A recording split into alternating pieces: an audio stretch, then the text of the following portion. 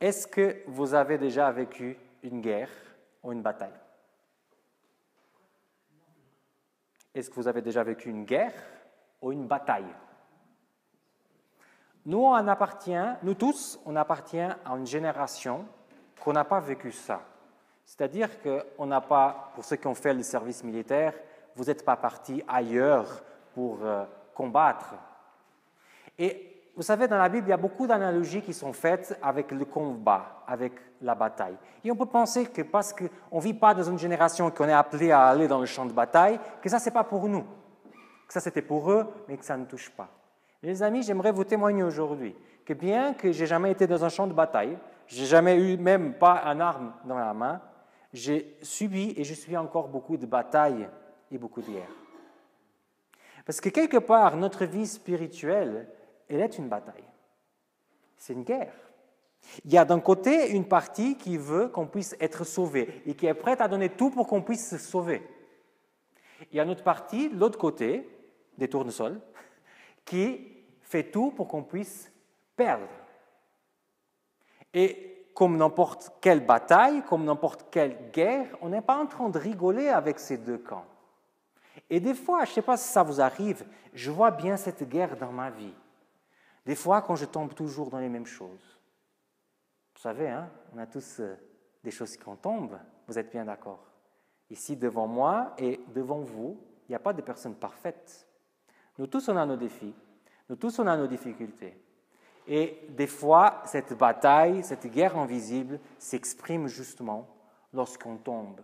Ou alors, lorsqu'on a une victoire avec Jésus.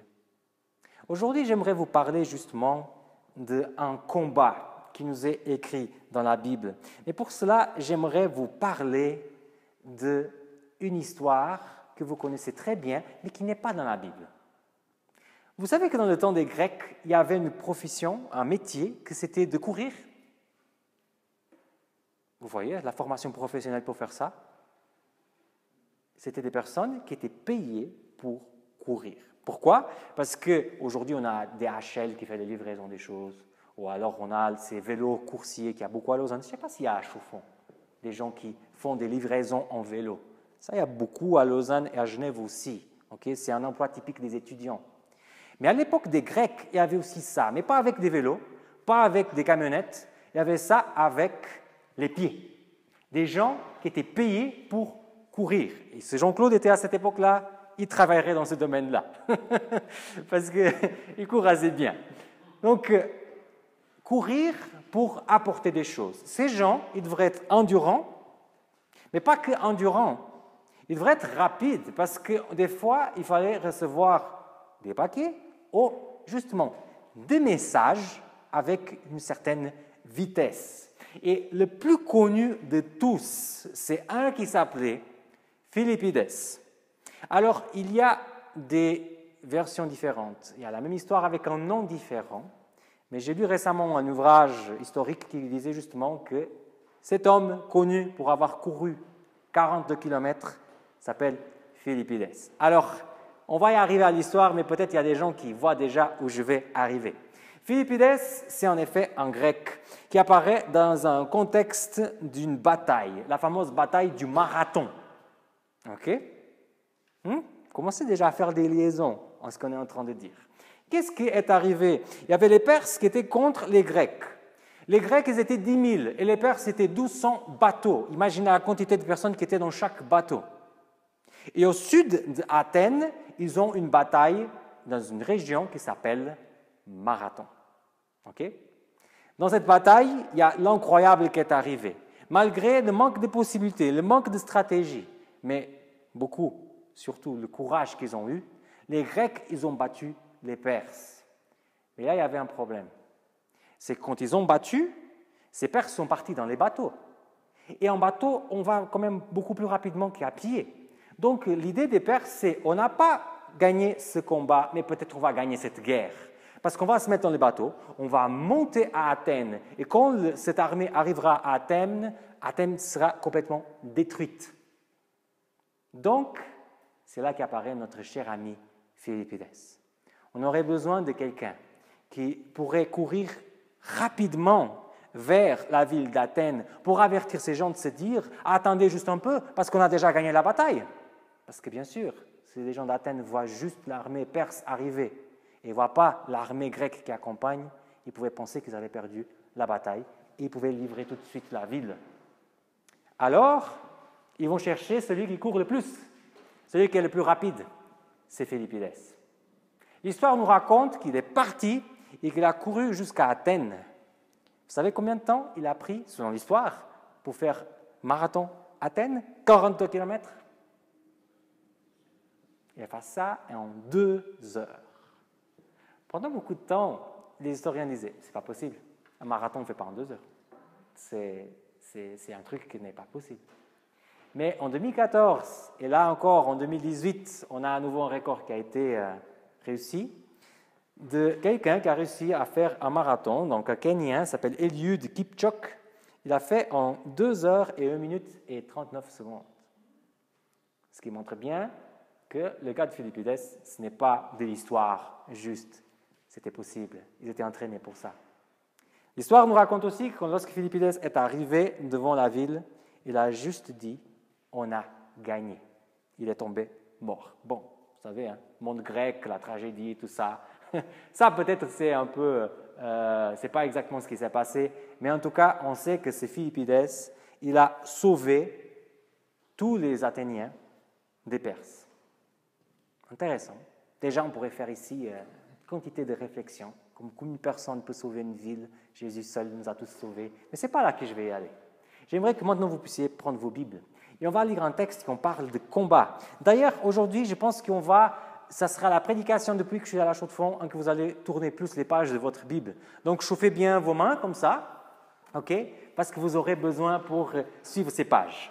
2 Timothée 4, versets 6 jusqu'à 8, c'est notre texte d'aujourd'hui, c'est le texte central de cette prédication, c'est ce qu'on va essayer de comprendre. Et je vous parle et n'ouvre pas ma Bible, donc ça, il faut que j'ouvre aussi, hein, sinon je vais rester derrière. Alors, 2 Timothée, chapitre 4, verset 6 jusqu'au verset 8. Il nous dit comme ça le texte biblique. « Quant à moi, en effet, je suis déjà répandu en libation, et le temps de mon départ est arrivé. J'ai mené le beau combat, j'ai achevé la course, j'ai gardé la foi. Désormais, la couronne de justice m'est réservée. Le Seigneur, le juste juge, me la donnera en ce jour-là, et non pas seulement à moi, mais aussi à tous qui auront aimé sa manifestation. » Petit contexte comme d'habitude. Il faut toujours placer un texte dans son contexte. Okay? Quel est le contexte de l'épître des Philippiens? C'est une épître que Paul écrit lorsqu'il est en prison. Déjà, grand chapeau à Paul, parce que dans une situation pareille, peut-être on déprimerait, peut-être on mettrait la faute sur Dieu. Lui, il est toujours dans la mission, il s'engage, il est en train d'écrire une lettre pour encourager ses frères. Excellent. Mais là, il y a un souci. C'est que Paul, il a déjà fait la prison plusieurs fois. Donc, il sait déjà qu'est-ce que c'est. Mais là, il sait qu'il ne sera pas relâché. Il sait que là, c'est la fin. Il ne va pas être à nouveau à l'extérieur, en liberté. Il sait que peut-être c'est les dernières lignes qu'il va écrire. C'est pour ça qu'on appelle cette partie du texte le témoignage de Paul, les dernières phrases que Paul a dit avant sa mort. Okay? Donc, je vous ai parlé que c'est Philippiens, mais en fait, on est en 2 Timothée. Philippiens, c'est aussi d'ailleurs une lettre qui a été écrite quand il était en prison, mais ça, c'est une autre chose. Il nous parle d'un bon combat. Sincèrement, est-ce qu'il y a des bons combats? On a vu au début, nous on n'a pas l'expérience. Ce qu'on connaît des combats de guerre, c'est ce qu'on a vu à la télé. Mais est-ce qu'il y a des bons combats? Qu'est-ce que vous pensez, les amis? Ah oui? Vous pouvez me donner un exemple d'un bon combat? Je ne sais pas, quand par exemple moi je mange trop, je réduis ma quantité de nourriture. Si j'arrive à réduire ma quantité de nourriture, si je combats tout j'ai réussi, je suis bien content. Excellent exemple. C'est d'ailleurs un des exemples que j'allais utiliser. Si on mange trop et on arrive à dire non une fois, quelque part, on a gagné un combat. C'est un peu ça. Ok. En fait, si on va dans le grec, le mot combat qui apparaît, il peut être traduit par challenge. Ok. Donc, c'est une preuve, en fait. Et des preuves, des combats, non, mais des preuves ou des épreuves, comme vous voulez, on a tous les jours. Et des fois, on part comme en étant gagnant. Des fois, on part comme si on était dans la défaite. La vie, elle est faite, en effet, de combats. Soit quand on commence notre vie pour apprendre à marcher, c'est déjà un combat pour l'enfant. Et il se fâche. Je ne suis pas encore là, mais je sais qu'ils se fâchent parce qu'ils veulent marcher. Quand on veut apprendre quelque chose, on n'arrive pas à apprendre. C'est un combat. Et quand on apprend ça, on a gagné le combat. Quand on n'a pas de boulot et on cherche un boulot, c'est un combat. Quand on a des problèmes dans la famille, c'est un combat. Quand on n'a pas la foi, quand on ne croit plus, quand on a la difficulté d'aller prier, d'aller voir le Seigneur, c'est un combat. Élever nos enfants, c'est un combat. Vivre notre retraite, c'est un combat. Il y a plein de combats dans notre vie. Mais le Seigneur, il veut que ça soit un bon combat. Il veut qu'il puisse être là à notre côté et qu'on puisse l'appeler pour tous les domaines de notre vie. Parce que peu importe le résultat du combat, si le Seigneur est à côté de nous, ça sera un bon combat. Alors, j'aimerais vous inviter à lire un texte. L'apôtre Paul parle bien aussi de ses combats à lui. Un texte très connu, hein? L'Épître aux Romains, chapitre 7. Okay? C'est peut-être le texte plus connu de Paul, je dirais. Okay? Des fois, on ne sait même pas où ça se trouve, mais on le cite souvent. Okay? Donc, Romains 7, et on va lire les versets 22 et 23. Okay? Alors, Romains 7, versets 22 à 23. Car pour ce qui est l'homme que je suis intérieurement, je prends plaisir à la loi de Dieu, mais je vois dans mon corps tout entier une autre loi qui lutte contre la loi de mon intelligence et qui me rend captive de la loi du péché qui est dans tout mon corps. Vous voyez le combat qu'il avait. Dans sa tête, il savait où il aimerait aller. Dans sa tête, il savait qu'est-ce qui était bon, qu'est-ce qu'il cherchait pour sa vie. Mais dans ses bras, c'était comme quelqu'un d'autre contrôlait ses bras. Combien de fois ça nous arrive la même chose? De se dire, moi je sais ce que je veux être, je sais ce que je veux vivre, mais quand je suis devant la situation, moi je n'arrive pas. Par exemple, la colère. Combien de fois on se dit avant le moment, il ne faut pas que je me mette en colère parce que voilà, c'est difficile tout ça, mais après la situation est tellement compliquée, tellement difficile, tellement complexe qu'on n'arrive pas. On avait un plan à la maison, mais lorsqu'on arrive, on n'arrive pas.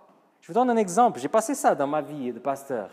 Une fois, je vais quitter la maison pour aller dans une réunion difficile. Je savais que ça allait être une réunion difficile. Et avant, je ne sais pas, j'ai un truc qui me dit « va voir ta Bible ». Et moi, presque un peu par intuition, je ne sais pas quoi, je prends ma Bible, j'ouvre, je tourne quelques pages et je vais vers un texte de l'Ancien Testament qui dit « fais attention à la colère, ne te laisse pas entraîner par la colère ». D'accord, j'ai fermé ça, j'ai parti, je me suis dit « bon, c'est un texte ». Et quand je suis arrivé à cette réunion, je me suis mis en colère. J'ai éclaté vraiment. Moche. Et après, quand je rentre dans la voiture, je me dis, mais pourtant le Seigneur m'avait dit. Le Seigneur, il savait déjà. Il voulait que ça puisse être un bon combat. Mais là, j'ai passé à côté. Et vous savez, les amis, quand je regarde cette expérience, je le vois toujours comme un bon combat. Parce que même si j'ai chuté grave, il m'avait prévenu et tout, et j'ai chuté grave, je vois que le Seigneur, il est là pour me dire, Samuel, je veux que tu puisses avoir un bon combat. Et je serai là, et je vais t'accompagner. Et le texte biblique va devenir une réalité dans ta vie. Tu es tombé aujourd'hui, c'est pas grave, levons-nous, on va continuer à marcher ensemble. Et je veux aussi, les amis, que vous partez d'ici en pensant qu'il y aura des combats. Il y a des combats qu'on va tomber, on va contre le mur complètement. Mais Jésus reste là. Il veut toujours être avec nous. Il veut toujours transformer notre défaite dans des bons combats. Si on continue, L'apôtre Paul, il a trouvé la façon de voir dans ses défaites le bon combat. Là, il est en prison. Il dit, j'ai combattu le bon combat. Je vais se dire, j'ai travaillé tellement de temps. Là, j'ai quitté les églises, ça va être du n'importe quoi, je vais mourir ici, il n'y aura pas une suite. Mais il dit, il y a un bon combat, parce que moi, je partirai, mais le Seigneur reste. Si on continue dans le texte, il nous parlait d'un bon combat, il nous parlait aussi d'une course. Il dit qu'il avait achevé la course et qu'en fait, il y avait déjà une couronne qui l'attendait. Achever la course. C'est bien achever la course. Vous savez qu'il y a beaucoup de personnes qui courent un marathon, mais qui n'achèvent pas la course. Parce qu'ils ont essayé pour la première fois, ils étaient habitués à courir 5 km, 10 km. Ils se disent, bon, 42, bon, 42, quelque chose encore. Bon, ça, c'est notre histoire. C'était augmenté à cause d'une reine. Mais bon, un jour, on parlerait de ça. Mais 42 km, bon, c'est x4 ce que je cours. Ça irait. Mais après qu'il commence à courir, il commence à voir la transpiration, les cambres et tout, il se dit, ah, je n'ai pas dû faire ça, il faut que je m'entraîne plus, et qu'il quitte le marathon. Ça arrive souvent. Mais il y a aussi des personnes qui prennent le temps, s'assoient, marchent, courent. Et malgré la vitesse, malgré le temps qu'ils prennent, ils arrivent à achever le marathon. Il y a même une histoire de quelqu'un qui a fait le marathon de Londres en 2012, Claire Lomas. Vous savez combien de temps elle a pris pour faire le marathon? 16 jours. Parce qu'en fait, on est en train de parler de quelqu'un qui est paraplégique et qui a décidé de faire le marathon à l'aide d'un appareil un peu robotisé. 16 jours. Mais elle a terminé son marathon. Elle a fini son marathon. Elle a passé la ligne de fin. Ce qui montre bien, les amis, que le plus important, c'est si on est en train de courir aujourd'hui. Est-ce que dans notre vie chrétienne, on est en train de courir? Ou est-ce qu'on s'est dit, de toute façon, je ne vais pas arriver, je m'assois et j'attends que ça termine pour les autres? La vie chrétienne, c'est beau de la comparer à une course. Parce que dans une course, pendant qu'on est là-dedans, on court. Des fois, on ralentit un peu. Des fois, on peut même s'asseoir. Mais notre but, c'est après de prendre le souffle pour continuer à courir. Et l'apôtre Paul, les amis, sa course n'était pas facile. Déjà, il a été responsable d'un meurtre et vous pouvez imaginer qu'est-ce que ça fait dans la culpabilité d'une personne. Des fois, on se sent coupable parce qu'on n'a pas été là, on n'a pas fait comme ci, on n'a pas fait comme ça. Vous imaginez être responsable d'un meurtre? Qu'est-ce que ça peut faire dans la conscience d'une personne? Combien de voix il avait dans sa tête qui disait « Toi, tu as fait ça le passé. Qu'est-ce que tu viens faire ici de prêcher la parole? Tu es le responsable d'Étienne, de la mort d'Étienne. C'était quelqu'un de bien qui prêchait la parole, faisait mal à personne. Qu'est-ce que tu viens maintenant faire, le chrétien? » C'est difficile de faire la course. Quand on a des voix qui viennent et qui nous disent « Tu ne vas pas réussir, tu ne vas pas l'achever, de toute façon, laisse tomber. » Mais la course chrétienne, les amis, c'est le combat. Il y a le côté de Dieu, encourageant, te dit « Tiens bon, ça va être un bon combat, je suis à côté de toi, on va courir ensemble. » On peut s'arrêter, on prend du souffle, mais on continue à courir. Il y a l'autre côté qui va toujours nous dire « Mais tu essaies de faire le sportif, tu ne vas pas réussir. Ça ne va pas marcher. » Pourtant, Paul, même s'il a eu ses soucis dans sa vie, même si des fois il a fait des choses horribles, même après avoir été chrétien. Par exemple, quand il a dit à Marc de s'en aller, on pourrait un jour parler de cette histoire, mais c'est moche, comme l'apôtre Paul traite un jeune de l'église de l'époque, plus un jeune engagé. Il a chuté plusieurs fois, mais il a toujours dit dans son cœur, ça va être un bon combat, parce que Jésus est avec moi. Donc il a achevé la course. Et là, troisième chose, il voit la mort devant. Il dit, je vois déjà que ma vie est offerte en libation. Vous savez qu'est-ce que c'était une libation? C'était une offrande qu'on faisait sur l'autel avec un liquide. Quand on voulait donner au Seigneur de l'huile d'olive, par exemple, on jetait ça sur l'autel. La question, c'est que quand on jetait, il disparaissait. C'est une offrande qu'on donnait. Et lui, pour parler de sa vie, pour parler de sa mort, il dit, je donne ma vie en libation. À qui on est en train de donner notre vie? J'ai fait la blague dernièrement, je prends mon fils dans les bras et je dis, bon, en fait, je t'ai donné ma vie, parce que maintenant, j'ai plus de vie, donc je t'ai déjà donné ma vie. Mais en fait, c'est vrai, on donne notre vie à certaines personnes, à certaines causes, au travail, à notre rêve, à la maison, aux vacances. On donne notre vie à ça. L'apôtre Paul a décidé de donner sa vie vraiment à Jésus. Quand il a quitté cette terre, la seule chose qu'il avait derrière lui, c'est les tentes qu'il faisait et les gens qu'il avait achetés, et c'est les personnes qu'il a amenées à Jésus. Le jour qu'on quittera cette terre, si Jésus ne vient pas avant, qu'est-ce qui reste comme héritage? Vrai héritage, pas ce qu'on laisse sur nos enfants. C'est pas ça. C'est pas l'argent qui est sur nos comptes. Qu'est-ce qu'on laisse sur cette terre? À qui on a donné notre vie? L'apôtre Paul, à la fin de sa vie, il dit, malgré toutes les difficultés, malgré toutes les chutes que j'ai eues dans ma vie a été consacrée au ministère. Ma vie a été donnée à Jésus, avec tous les défauts. Et vous savez, l'apôtre Paul, ce n'était pas quelqu'un de tellement sympa. Je vous dis, s'il serait membre de notre communauté, on aurait pas mal de problèmes avec Paul. Hein? Parce qu'il arrête de dire des choses qui on serait tous un peu gênés. Hein? Et au niveau relationnel, ça n'allait pas trop avec lui. Mais son optimisme devant la mort, chose qui n'est pas humain, parce qu'il n'y a pas d'optimisme devant la mort, montre bien que ses yeux n'étaient déjà pas projetés sur la terre, étaient projetés sur l'éternité.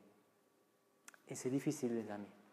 C'est difficile, parce que l'éternité est invisible, et ce monde, il est visible. L'éternité, je ne l'ai jamais vue, je ne l'ai jamais touchée, jamais sentie. Et ici, je peux toucher, sentir, voir. Mais le grand défi de cette course qu'on mène tous ensemble, ils connaissent tous côte à côte, c'est justement de se dire, on ne voit pas encore la fin, mais ensemble et avec Jésus, on va réussir. On ira ensemble. Encore un texte que j'aimerais lire avec vous, les amis. Maintenant, Actes, chapitre 1er, versets 10 à 11. Livre des Actes. Ok. Actes des Apôtres, chapitre 1er, versets 10 à 11. Atos 1, versículo 10 a 11. Acte 1, verset 10 à 11. Il nous dit comme ça. Et comme il fixait le ciel pendant qu'il s'allait, deux hommes en habit blanc se présentèrent à eux et dirent, « Hommes de Galilée, pourquoi restez-vous là à scruter le ciel? C'est Jésus qui a été enlevé au ciel au milieu de vous, viendra de la même manière que vous l'avez vu aller au ciel. » On connaît ce texte, on l'a lu 1000 fois, on est adventiste. Donc, des prédications sur la venue du Christ, vous avez une tonne sur cette chaire. Peut-être le thème plus parlé dans cette chaire. Ok? Mais est-ce que ça me touche toujours? Vous savez qu'il y a ce problème. Les choses qui on parle souvent, des fois, elles perdent sa valeur. Et c'est un défi pour les chrétiens de parler toujours des mêmes choses et toujours trouver une nouvelle valeur, ou en tout cas de la valeur dedans. L'apôtre Paul, il sait bien qu'il va mourir, mais s'il ne mourait pas, il avait cet espoir de la venue de Christ. Il travaillait en fonction de cette venue de Christ. D'ailleurs, l'apôtre Paul pensait que Jésus allait venir pour son temps. Est-ce que mon cœur il bat encore plus fort quand je pense à la venue du Christ? Est-ce que c'est encore quelque chose que je veux dans ma vie? Moi, je me pose cette question. Je disais toujours, oh, je veux me marier, avoir des enfants avant. Là, ça y est, c'est fait. Est-ce que là, il peut venir? Je vais encore mettre des projets avant pour qu'il puisse venir. Non, Seigneur, mais maintenant, je n'ai pas encore acheté une maison au Portugal. J'aimerais bien acheter une maison au Portugal. Je n'ai pas encore la voiture sportive que j'ai rêvée. Oh, est-ce que je vais encore mettre des rêves plus importants que la venue du Christ? Ah oui, bien sûr. C'est ça la question, les amis. C'est que l'apôtre Paul, il a la force pour courir la course. Il a la force d'affronter la mort. Il a la force d'appeler à ses combats des bons combats, justement parce qu'il a réussi, avec ses défauts, à se détacher de ce monde. Et se détacher de ce monde, ce n'est pas faire plus rien dans ce monde. Il y a beaucoup de choses à faire. C'est très bien de faire. Mais est-ce qu'on est en train de construire pour ici? Est-ce qu'on est en train de construire pour là-haut? Les amis, j'étais très ému, content de ce qu'on a vécu ici samedi passé. Attention, je ne suis pas naïve. On a eu cet après-midi chaud, ça n'a pas été chaud. Donc c'était bien, à mon avis. J'ai senti une église qui a envie de changer, d'être bousculée, d'être plus adaptée peut-être à l'évangélisation. Je ne me fais pas des illusions, je ne sais pas que ce n'est pas comme ça. Déjà les amis, qu'on puisse avoir à cœur que nous tous, on est en train de courir la même course et qu'il y a plein de personnes qui ne sont pas encore dans cette course. Que nous tous, on tombe, nous tous, on a des défaites spirituelles. Nous tous, quelque part, on a peur de la mort. Nous tous, on n'est pas détachés de ce monde. Mais tout en étant comme ça, à nu, tel qu'on est les uns devant les autres, on puisse encore décider de se dire, allez, on y va, on repose un peu, et après on se lève et on continue à courir cette course. Et le Seigneur sera avec nous. Et ça va être difficile, oui. Ça va être compliqué aussi, mais le Seigneur ne va jamais s'éloigner de nous, il sera toujours à côté de nous.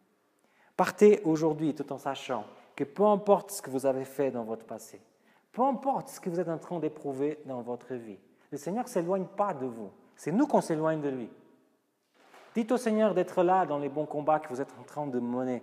Dites au Seigneur de vous maintenir dans cette course et de vous donner le courage de continuer à courir et à courir et à courir pour lui. Et j'en suis sûr, les amis, que si on fonctionne comme un groupe, vraiment, si on prend au pied la lettre l'idée d'être frères et sœurs, l'idée qu'on est tous en train de courir, l'idée qu'on a tous des difficultés et qu'il n'y ait personne parfaite dans ces bâtiments, je suis sûr qu'on va faire des choses. Et permettez-moi l'expression que j'adore en français, on va casser la baraque ici à la Chaux de Fonds. Que le Seigneur nous bénisse et qu'il nous donne la force de continuer à courir. C'est ma prière tout d'abord pour moi, bien sûr, mais pour chacun de nous. Amen. Merci beaucoup d'avoir regardé cette prédication jusqu'à la fin. Je m'appelle Samuel Cogna, je suis le pasteur ici de l'église La Chaux de Fonds et je t'invite à continuer des commentaires en bas, à liker cette vidéo, à la partager sur les réseaux sociaux si tu veux, ou tout simplement à t'abonner à notre chaîne parce qu'il y aura de nouvelles vidéos qui vont continuer à apparaître.